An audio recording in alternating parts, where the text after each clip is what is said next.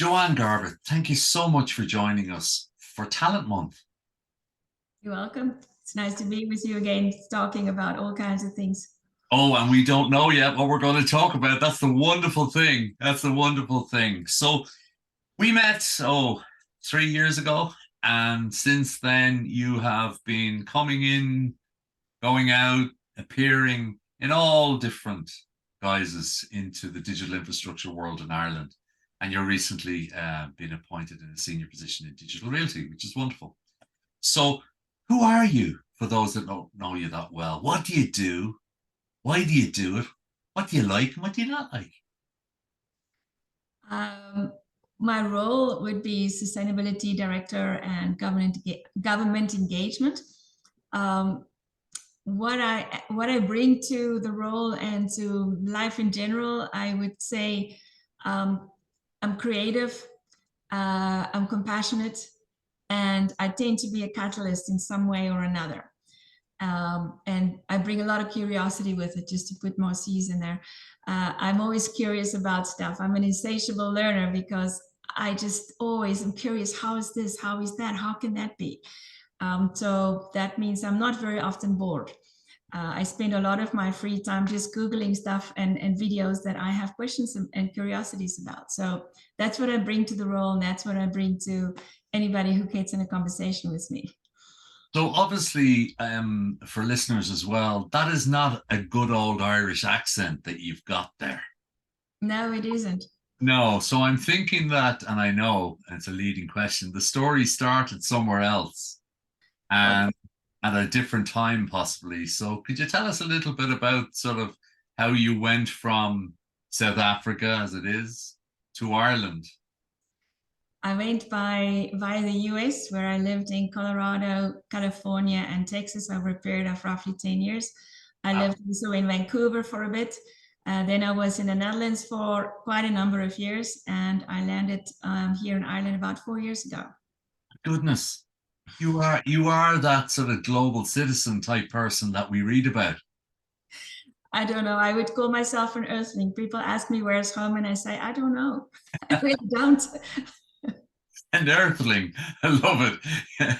So when you were younger, obviously, looking at the world and looking at the horizon, engineering, technical services, it wasn't an obvious career, one would suggest, at that time.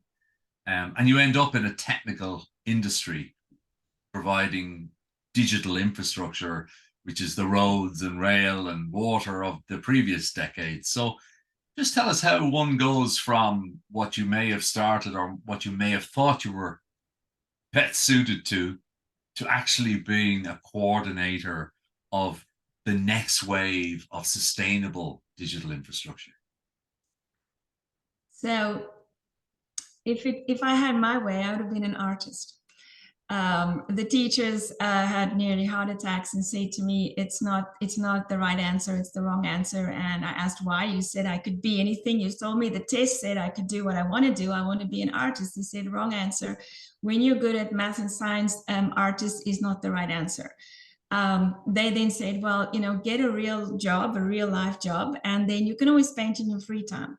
So I kind of went along with that and discovered that it did play into my curiosities. While I do still enjoy painting and doing oil paintings, I do enjoy the science and technical side of things, where you get to explore how do things work, how can you make them work faster, better, easier, with less equipment or resources involved. So you can already see that the beginnings of sustainability was in there, that energy efficiency, water efficiency piece. As a young engineer around construction sites, I was always looking for ways to make the project go better, faster, easier, meeting more of the clients' preferred scenarios versus not. The client was often a very cranky guy, twice my age. So I early on wanted to optimize things and again look at using the least possible resources we can without impacting the outcome and the quality of the project. So from there, I got into project management. I realized at some point that from a project management perspective, not everything goes according to plan, and it often comes down to the human side of things. So I did a master's degree in organization development to understand how do you get the humans on board when the project is already, kind of easy to understand. So bringing that social piece, again, if you go back to sustainability, there's a social piece as well. That master's gave me a lot of that social piece that goes into it as well. So in the end, what is Digital Realty got is they got somebody who knows how to run projects, understands the social impacts and how to engage with people, and also continuously learn new things while still looking for that optimization, and specifically then with regards to energy, water, making things comply with what is good for the environment, let's say.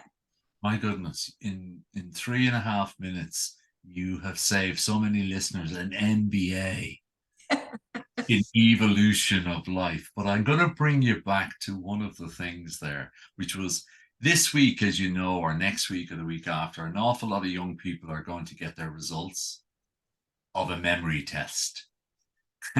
And so many of them are going to be disappointed.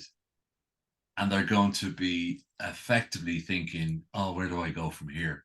And it goes back to exactly your point, is that the left side and the right side of the brain, obviously you're being encouraged to go the opposite way, when in actual fact, we now have demonstrable evidence, don't we, where it's a blended brain, and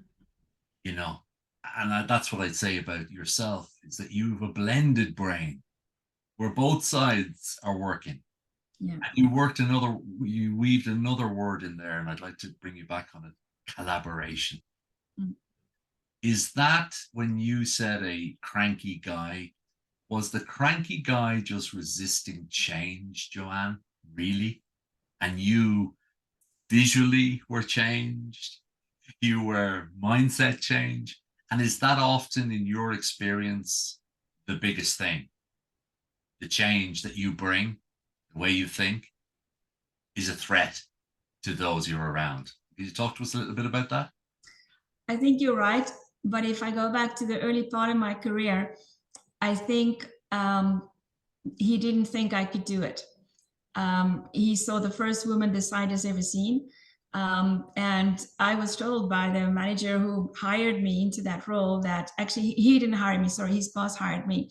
He said to me, I just wanted you to leave the site. I said, why is that? He said, because I didn't want a woman on site. I just didn't. And he said, in the end of the day, because you were able to finish all these projects on time and according to what we needed to achieve, I have to give you kudos because I was surely on helping you. So I think it's a little more nuanced than just change management. Yes, I was too young to realize much. I didn't know anything about change management. I just knew there's a project that has a deadline, a budget and requirements, and let's get that sorted. But I think as an early career, often you may have to try just a little harder. And I think the proof is in the pudding, in the sense that just keeping to the task at hand and not giving up, and just day by day go back in there and just do what needs to happen to move the project forward. That wins the hearts and minds, because they could see that no, she wasn't just and I wasn't wearing skirts on site, of course, but she wasn't just a skirt wearing member on weekends. She actually could do the job at hand. So it is hard, I think, often for people starting out in a career to have the credibility when they land their first job. And I think it's about not giving up. You've got to put your nose to the wheel, do what needs to be done. Don't just, do other things that isn't related to your work. Just keep at it. It'll all right. Isn't that such a great point to make? Because we're obviously in World Cup rugby season, and the ladies World Cup is recently on, and soccer and all the rest of it. And again, a word that comes up: talent is talent. You either have it or you don't, to get the opportunity to be on these world stages. But what comes across all the time is application and grit. Is that another way of describing keeping at it? Grit is a funny word. You can't write it down. So you can't see it in an MBA. But what is it in your experience? Because it sounds like you were full of grit, determination, as well as knowledge, passion, application. How do you define grit? Well, I think there's a personal value they define achievement, and I would say I like achievement not necessarily for the glory, but I love being part of a team doing the impossible. That's like the ultimate challenge for my brain and my creativity is let's go do the impossible. It excites me. It makes me happy when we get there, and it's a great journey to be on. To do what everyone has already done and has to be doing every day is less exciting than trying to map out the impossible. So Wow. that's a value that motivates me. Some people are not motivated by doing that. It scares them a lot, and it's fine. Some people just have different values of what makes them tick. Being part of a team that does crazy impossible things is really exciting for me personally. So 2023, we're told it's a different environment. We're told that there is more diversity and inclusion, that we have more models, role models for everything. Do you think it's better, easier for, or would it be Joanne Garbutt today coming in to this world of work? Is it a different landscape? Similar? What's good? What's not so good? I think there's a lot more exciting jobs on the map these days than in the old days. In the old days, no, this is just after the cave time period I'm talking. In those days, the job options that you could have, they could probably write that on 3 pages and then that was pretty much it. If you look at all the nuanced jobs that sit partially on this side and on that side, let's take finance for an example. Way back when, finance person was a bookkeeper and they didn't even have a computer to do it. They had to write it on all these books. Now you're going to have a person in finance who's going to have to do corporate social responsibility reporting writing, sorry. And so that's sort of sitting with one foot on the finance chair, and you've got to have at least one foot or a toe or two on the sustainability side in order to understand the context of what you're doing. That job didn't exist before. So there's a lot more hybrid, medium, bit of this, bit of that kind of jobs available today. So I think it's a more exciting workplace to walk into. And you and your colleague Tanya Lay, who's also in this series, must have drank the same Kool-Aid over the last couple of weeks because it was the same story. It was, we didn't know what an asset manager even was. Never mind, could we become one? Yeah.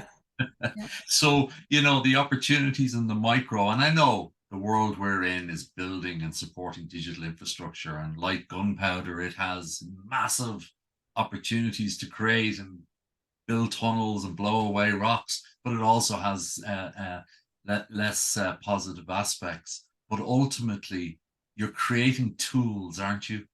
All the AI stuff and all of you're creating tools to make things easier for people to do. And I guess that's where I come into our final question. What do you love, really love? We got a sense of it already. And what do you not love so much? I love a challenge. I really enjoy challenges. I love the process of finding the facts, swimming through the facts, trying to make sense out of the facts, talking to people and asking for their opinions and coming to some agreement that we all feel is reasonable. Making a great plan to do something, start doing it. If it doesn't work, let's tweak it, let's fix it. And when you get at the end of the day and you've achieved something that either hasn't been done before, it hasn't been done that way before, it's a great feeling for the team to stand at that point and look back and say, geez, we could have never imagined that we would actually achieve it in this way because we thought it would be that way. But as a team that you keep molding and rolling with the developing scenario, because in most cases, especially in sustainability, the road is not necessarily a straight path. You think you're on a path and then new directive gets published. And now this is let's take PUI. CNDCP said PUI has to be 1.3 for cool climates and 1.4 for warm climates in Europe. And now we're looking at some of the countries are looking at 1.2. So whatever plan it is you're working on, you're going to have to continuously tweak it and fix it and improve on it. So that's what makes it interesting, and that's what makes me go to work with a smile when you go, oh, let's see what impossible tasks and what impediments will we deal with today. Awesome. I also like what you've weaved in there is that it's not just to achieve something that has never been done before. It's to get what was done before a different way. Mm, And I think like I'm definitely a dude that chases the last butterfly, you know. And actually, what really a lot of people need to look at is just refine the way we've done things before. yeah, And that's also equivalent to inventing a new something. Is that sort of yeah. that? Yeah. And then, come on, you've avoided it. What do you not like? Come on, there has to be something. There has to be something. Being interviewed, What do being I not like? interviewed, being I interviewed really, on video. I really dislike cucumber with a passion. And cauliflower is not a favorite either. Those two, without any doubt, I dislike. Okay, so you can empathize completely with the planet's 3, 4, 5, and 6-year-old children because they seem to all dislike cauliflower. You broccoli? Would I throw broccoli in there as No, well? I do like broccoli. I do. Oh, okay. But So Brussels sprouts, no, no.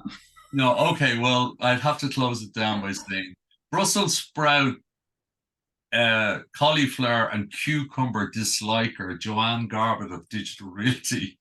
It has been fun. It's been informative, and I've never ever finished one of these shows by actually talking about vegetables. So well done. It's always something new, right? I've just learned something new. Thank you so much. Have a good time, Gary. Take care.